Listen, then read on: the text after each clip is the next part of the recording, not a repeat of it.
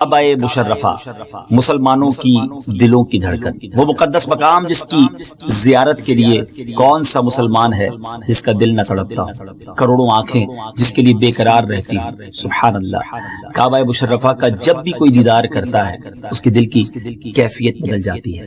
ساری زندگی جو شخص روزانہ 5 بار نماز پڑھتے ہوئے منہ میرا کعبہ شریف کی طرف کر کے نماز پڑھتا ہو تو اس کا جی کیوں نہ چاہتا ہو کہ جس رخ پر نماز پڑھتا ہوں اس کعبے کا دیدار بھی نصیب ہو جائے۔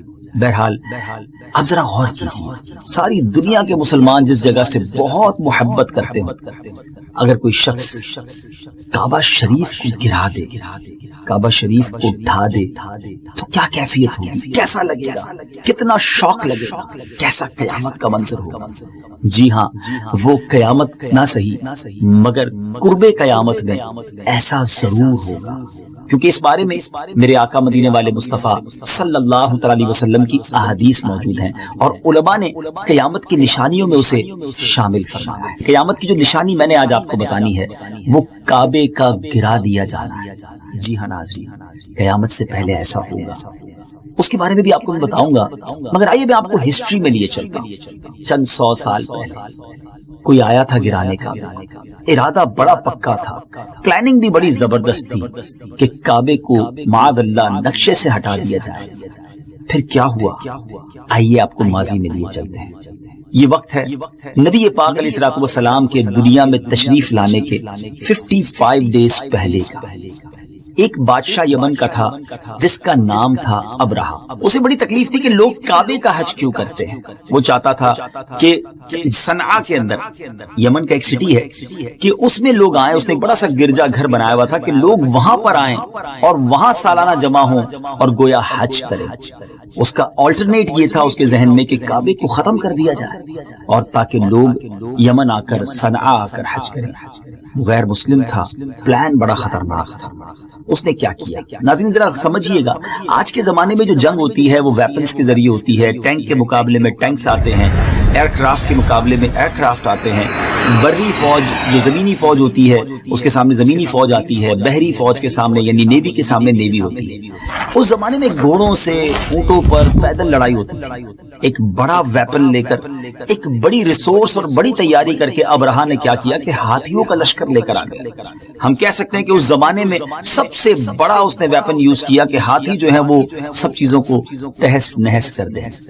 مکے والوں پر روک ڈالنے کے لیے مکے شریف کے قریب پہنچ کر اس نے پہلا آرڈر یہ دیا کہ مکے والوں کے تمام جانور جو ہیں وہ گویا گرفتار کر لیے جائیں، کنٹرول کر لیے جائیں۔ اب ان کے سپاہیوں نے کیا کیا کہ مکے شریف کے لوگوں کے جانور پکڑ کر لے آئے، بکریاں، گائیں، جو ریوڑ وغیرہ ہوتے ہیں۔ اور آپ سمجھتے ہیں کہ گاؤں کے لوگوں کے، اور خاص طور پہ پہلے زمانے میں لوگوں کا یہی روزگار اور یہی آمدنی کا ذریعہ ہوا کرتا تھا۔ اب مکے والے پریشان ہوئے۔ اس زمانے میں اس قوم کے لیڈر کوئی اور نہیں، ہمارے آقا مدینے والے مصطفیٰ صلی اللہ تعالی علیہ وسلم کے مبارک دادا جان حضرت عبد المطلب تھے۔ حضرت عبد المطلب اس قوم کو لیڈ کرتے ہوئے ابرہہ کے پاس آئے۔ وہ اپنے خیمے میں بڑے کر و فر کے ساتھ، بڑے پراؤڈ تکبر کے ساتھ بیٹھا ہوا تھا۔ حضرت عبد المطلب جب اس کے خیمے کے اندر جانے لگے، اس کے سپاہیوں نے بتایا کہ مکے کا سردار آیا ہے۔ اس نے ذہن میں یہ سوچا کہ اب نیگوشیشنز ہوں گی، وہ ریکویسٹ کرے گا، لگتا ہے روب میں آ گئے ہیں، بڑا اسے خوشی ہوئی۔ لیکن جیسے ہی اس کے خیمے میں، اس کے ٹینٹ میں حضرت عبد المطلب داخل ہوتے ہیں، سبحان اللہ، ان کی پیشانی پر نبی پاک کا نور چھلکتا تھا۔ کیا نور نبوت کا روب تھا، کیا جگمگاتا چہرہ تھا۔ جیسے ہی آپ اس ٹینٹ میں داخل ہوتے ہیں، ابرہہ روب سے اپنی جگہ سے کھڑا ہو گیا، بڑی عزت اور تعظیم اور ریسپیکٹ کے ساتھ اپنے ساتھ اس نے بچھایا۔ حضرت عبد المطلب نے گفتگو شروع کی، مگر وہ گفتگو ابرہہ کے لیے ان ایکسپیکٹڈ تھی کہ اس پورے جو ریوڑ اور جانور اس نے گرفتار کیے تھے، پکڑ لیے تھے، اس میں کئی جانور حضرت عبد المطلب کے بھی تھے۔ تو حضرت عبد المطلب نے کہا کہ اے ابرہہ، تم نے ہمارے مکے والوں کے جانور پکڑ لیے ہیں، میں اس لیے آیا ہوں کہ تم ان جانوروں کو چھوڑ دو، رہا کر دو۔ ابرہہ کہتا ہے کہ میں تو سمجھا کہ آپ کو کعبے سے بڑی محبت ہوگی، اب میں تو آپ کی عبادت گاہ، مسلمانوں کا جو مرکز اور منبع ہے، یعنی کعبہ شریف کو گرانے آیا ہوں، اور آپ مجھ سے اپنے جانوروں کی بات کر رہے ہیں۔ میں تو آپ کو اپنی قوم کا سردار سمجھتا تھا۔ حضرت عبد المطلب نے ناظرین جو جواب دیا، one of the beautiful answer of the history, آپ کہتے ہیں کہ کعبہ میرا گھر نہیں ہے، وہ جس کا گھر ہے اس کی حفاظت وہی کرے گا، جانور ہمارے ہیں تم ہمیں وہ لوٹا دو۔ بڑی عجیب بات تھی ناظرین، یہ عجیب سی ڈسکشن تھی جو دو لیڈرز کے درمیان ہوئی۔ ابرہا بڑا حیران بھی ہوا اور اس نے آرڈر کر دیا کہ ٹھیک ہے، ان کو اپنے جانوروں کی پڑی ہے تو جانور ریلیز کر دیے جائیں۔ جانور ریلیز کر دیے گئے، وہ سارے اینیملز حضرت عبد المطلب لے کر گئے، مکے کے لوگوں میں ڈسٹریبیوٹ کیا، اور پھر لوگوں سے کہا کہ سارے لوگ مکہ پاک کے آس پاس کے پہاڑوں پر چلے جائیں اور اب اللہ کی قدرت کا نظارہ دیکھنے کے لیے تیار ہو جائیں۔ ناظرین یہ ہسٹری میں عجیب جنگ تھی، ایک عجیب یوں سمجھیے حملہ تھا کہ جس کے سامنے رکاوٹ ڈالنے والا کوئی شخص نہیں۔ حضرت عبد المطلب نے تمام لوگوں کو گویا راستے سے ہٹا دیا، اب رہا کے لیے گویا راستہ کلیئر تھا، nobody there to defend کعبہ شریف۔ مگر پھر کیا ہوا؟ حضرت عبد المطلب نے قوم کے لوگوں کو تو پہاڑ پر بھیج دیا، مگر خود اب کعبہ مشرفہ کے دروازے پر آتے ہیں اور گڑ گڑا کر اللہ کریم کی بارگاہ میں ان تاریخی الفاظ کے ساتھ دعا کرتے ہیں کہ رب کریم، آج ان بدبختوں نے، ان بے ایمانوں نے تیرے گھر کو مٹانے کا ارادہ کیا ہے۔ اے اللہ، دنیا میں جس کا گھر ہوتا ہے وہ اس کی حفاظت کرتا ہے۔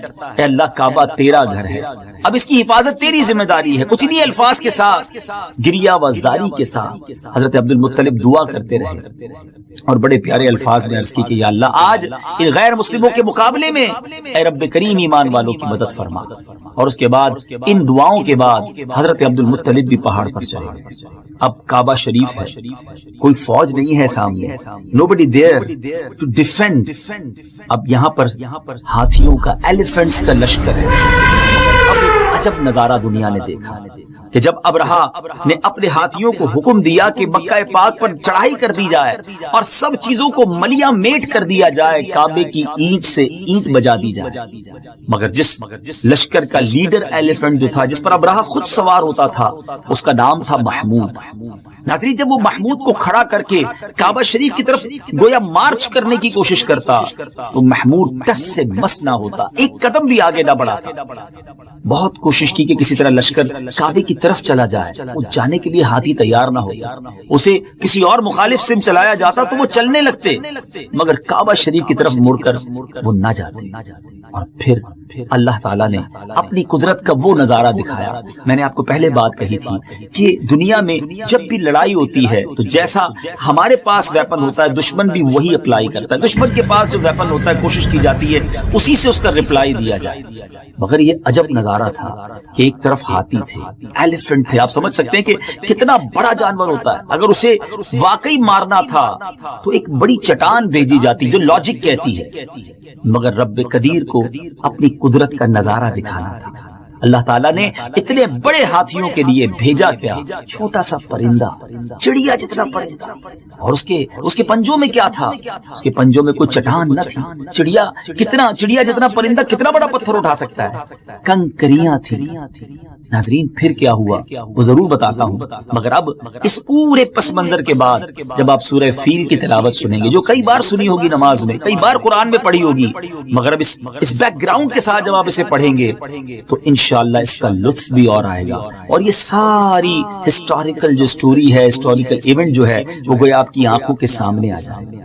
اللہ کریم قرآن مجید میں کیا ارشاد فرماتا ہے؟ 30 چیپٹر میں اللہ فرماتا ہے، بسم اللہ الرحمن الرحیم، ألم تر كيف فعل ربك بأصحاب الفيل ألم يجعل كيدهم في تضليل وأرسل عليهم طيرا أبابيل ترميهم بحجارة من سجيل فجعلهم كعصف مأكول۔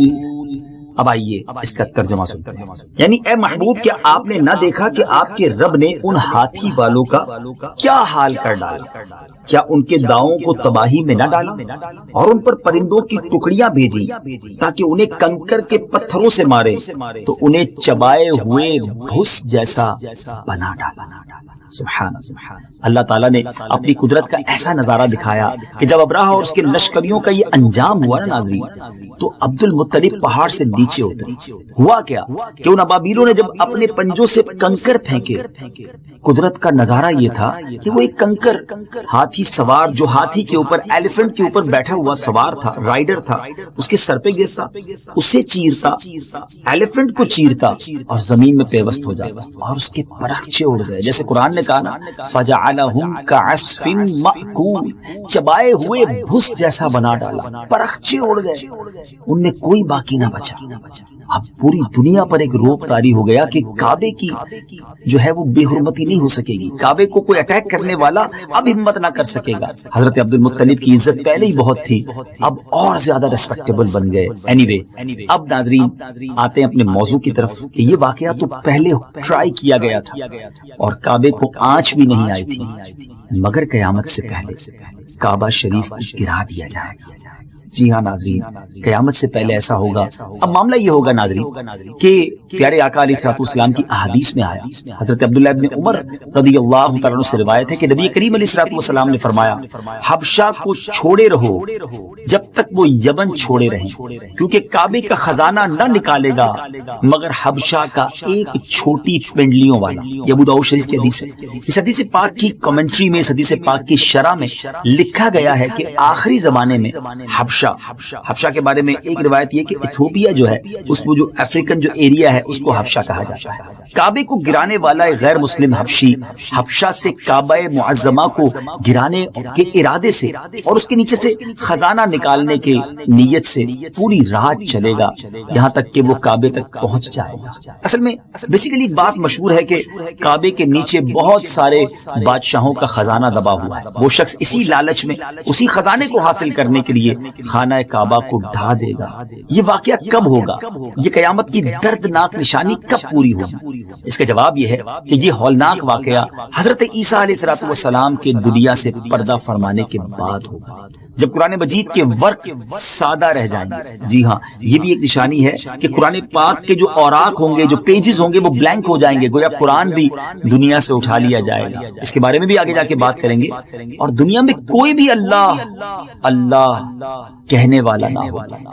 ایسا بھی وقت اس دنیا نے دیکھنا ہے، اور یہ